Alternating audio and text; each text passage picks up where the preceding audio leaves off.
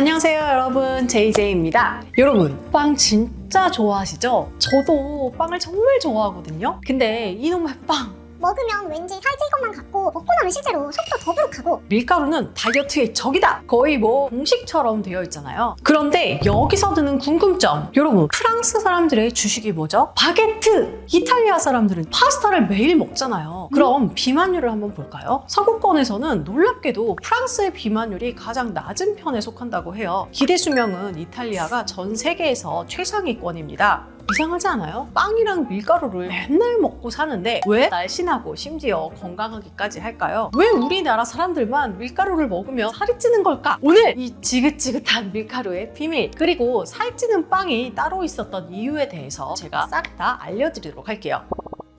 밀가루 음식을 먹고 살이 찌는 이유, 가장 첫 번째는 사실 밀가루 자체가 아니라 바로 내 몸에 있을 수 있어요. 밀가루는 기본적으로 정제된 식품이 맞아요. 소화 흡수가 빠르죠. 그런데 내 몸의 대사 시스템이 아주 건강하게 잘 돌아가고 있다면 이렇게 정제된 음식이 들어와도 이걸 에너지로 쌩쌩하게 잘 쓰고 몸에 나쁜 대사의 부산물을 남기지 않을 수도 있어요. 문제는 당뇨, 고지혈증, 인슐린 저항성 같은 대사 이상이 있는 경우예요. 이런 분들에게 밀가루 같은 정제된 탄수화물은 그야말로 독이 될 수도 있습니다. 대사의 기능이 떨어진 상태에서 밀가루 음식을 먹으면 어떤 현상이 일어나느냐, 혈당이 미친 듯이 치솟았다가 곤두박질 칩니다. 이걸 혈당 스파이크라고 하죠. 이런 것들을 처리하기 위해서 인슐린이 또 과다하게 몸에서 뿜어져 나와요. 그리고 이 인슐린은 뭐다? 당을 족족 체지방으로 저장시키는 주범이죠. 현대인들 중에 특히 만성 피로에 시달리거나 복부 비만이 있는 분들은 이미 대사 기능이 빨간불이 켜진 경우가 많습니다. 이런 분들은 남들보다 밀가루에 더 민감하게 반응하고 더 쉽게 살이 찔 수밖에 없는 거죠. 근데 이상하게 유럽 여행 가서 먹은 빵들은 속이 편했는데 한국에서만 먹으면 속도 더부룩하고 살찌는 기분이 들어요. 느끼시는 분들 있죠? 정답입니다. 우리가 먹는 밀가루랑 그 사람들이 먹는 밀가루는 종류 자체가 달라요. 한국에서 시중에 판매되는 대부분의 빵, 과자, 면 같은 가공식품은 거의 다 미국산 밀가루를 사용합니다. 그런데 이 밀가루가 유럽에서 먹는 밀가루와는 완전히 다르다는 것, 여러분들 알고 계셨나요? 나도 최근에 알았어.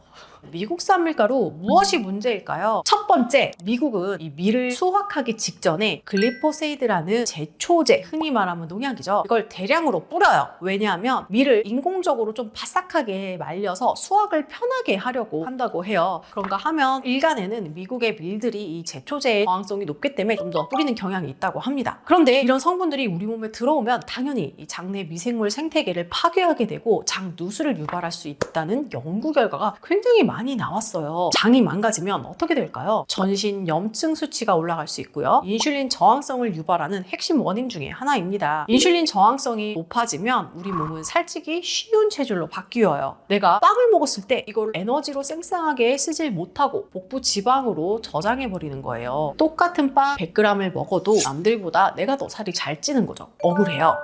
두 번째, 합성 엽산의 함정. 미국은 법적으로 밀가루에 엽산을 강제로 첨가하도록 해요. 임산부들의 기형아 출산을 막기 위해서 인위적으로 주식인 밀가루에 엽산을 추가한 것인데요. 문제는 이 천연 엽산이 아니라 합성 엽산이라는 점이에요. 우리 몸은 이 합성 엽산을 그냥 사용하지 못하고 사용할 수 있는 활성화된 엽산으로 전환을 시켜야지만 쓸 수가 있거든요. 특히 동양인 중에서 상당수가 MTHFR이라는 유전자의 변이가 있어서 이 전환 능력이 현저히 떨어진다고 해요. 실제로 저도 얼마 전에 이 해당 유전자 검사를 받아봤는데 아니나 다를까 저 또한 엽산 전환 능력이 떨어져서 활성화된 엽산을 평생 챙겨 먹어야 한다고 하더라고요. 자, 그러면 이게 우리랑 무슨 상관이 있느냐? 우리나라 사람들이 합성 엽산을 너무 많이 섭취하면 그렇지 않아도 전환율이 떨어져서 이걸 사용할 수도 없는데 이것들을 처리를 못하는 경우가 생깁니다. 대사되지 못한 이 찌꺼기 합성 엽산이 혈액 속을 떠돌아다니게 돼요. 그리고 이 찌꺼기가 오히려 인슐린 저항성을 높이고 비만 대사를 유발할 수 있다는 연구 결과들이 계속 나오고 있습니다. 즉 다이어트에 좋지 않겠죠. 몸이 피곤하고 염증이 잘 생기고 살이 잘 찌는 이유가 될 수 있다는 거죠. 아니, 건강하라고 넣은 것이 오히려 우리의 대사를 망가뜨리고 다이어트를 방해할 수 있다니 아이러니하죠. 실제로 요즘에는 이 해외 인플루언서들도 미국산 밀가루의 합성 엽산 문제에 대해서 많이 이야기들을 하고 있습니다. 아니, 그러면 다른 밀가루들은 어떤데요? 뭐가 좀 다른가요? 일단 유럽 유럽연합에서는 이 글리포세이트 사용을 매우 엄격하게 금지하고 있어요. 수확 전에 건조 목적으로는 아예 쓰지 못한다고 합니다. 또 프랑스 밀가루는 표백을 하지 않아요. 밀 본연의 색과 영양소를 좀 더 가지고 있죠. 여기에 또 글루텐 함량의 차이도 있습니다. 미국산 밀가루는 이 쫄깃하고 부드러운 식빵을 만들기 위해서 단백질 함량이 높은 경질밀을 주로 써요. 반면 프랑스 바게트는 겉이 바삭하고 속은 구멍이 숭숭숭 뚫려 있죠. 이건 상대적으로 단백질 함량이 낮은 소프트 밀 계열을 쓰기 때문인데요. 이것 때문에 체내에서 소화가 될 때 효소 분해가 훨씬 더 잘 일어나요. 특히 프랑스 밀가루는 잿가를 기준으로 분류를 하는데, 여기서 잿가라는 것은 밀가루 속에 남아있는 무기질의 양을 뜻하는 말로 곡물의 껍질과 배아가 얼마나 더 남아있느냐를 의미해요. T45에서부터 110까지 잿가가 높을수록 다이어트에는 유리한 구조예요. GI가 더 낮겠죠. 보통 T45는 케이크나 디저트류, T65는 바게트 등에서 주로 사용되는데요. 건강한 식사빵으로 많이 먹는 밀가루가 T65에서 80의 밀가루라서 식이섬유와 미네랄이 중간 정도 남아있어요.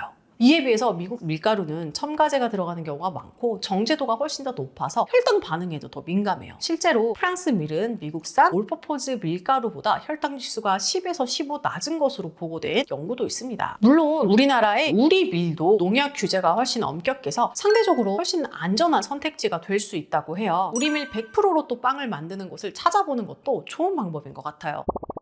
자, 그럼 정리를 좀 해볼게요. 저도 예전에는 다이어트를 한다고 밀가루를 아예 싹 끊었던 시절이 있었어요. 근데 요즘은 조금씩 먹습니다. 대신 골라서 먹어요. 파스타를 먹고 싶다면 이탈리아산 듀럼밀 100%로 만든 면을 고르고요. 빵을 먹을 때에도 성분표를 꼭 확인해서 프랑스산 밀가루를 썼는지 아니면 우리 밀로 만든 건지를 확인하고 사요. 그리고 밀가루라는 것 자체보다 더 중요한 게 있어요. 밀가루랑 같이 들어간 다른 부재료들입니다. 노밀가루라고 광고하는 과자인데 또 뒤집어서 보면 함유나 식물성 유지나 액상과당 온갖 합성 첨가물이 범벅이 되어 있는 경우가 태반이에요. 이거는 밀가루 빵보다 100배는 더 나쁠 수 있거든요. 그러니까 밀가루는 무조건 살찌고 노밀가루면 무조건 건강해, 이렇게 단순하게 생각하면 안 된다는 거예요. 가공의 단계가 적을수록, 원재료가 단순할수록, 집에서 직접 만들수록 건강하고 살이 안 찌는 겁니다. 그래서 무조건 밀가루 자체만 악마처럼 보지 마시고, 오늘 제가 알려드린 것처럼 어떤 밀가루를 썼는지, 다른 나쁜 첨가물은 없는지 현명하게 살펴보는 우리 젤리니들이 됐으면 좋겠어요. 저도 전에는 밀가루는 다 나쁜 거다 라고 죄악시하면서 밀가루 끊기 챌린지 이런 것들을 진행을 했었는데요. 조금 더 공부를 하면 할수록 많은 것들이 보이더라고요. 다음번에 기회가 된다면 제가 먹고 있는 빵 종류나 어디서 어떤 식재료를 살 수 있는지에 대해서 조금 더 자세하게 여러분들과 공유하는 시간을 가져볼게요. 이를 통해서 여러분들이 좀 더 건강하고 그리고 식이 만족도까지 챙길 수 있는 통합적인 식생활을 저와 함께 이어나갔으면 좋겠습니다. 그럼 젤리니 여러분, 저는 다음번 컨텐츠에서 또 찾아뵙도록 하겠습니다. 여러분 모두 안녕!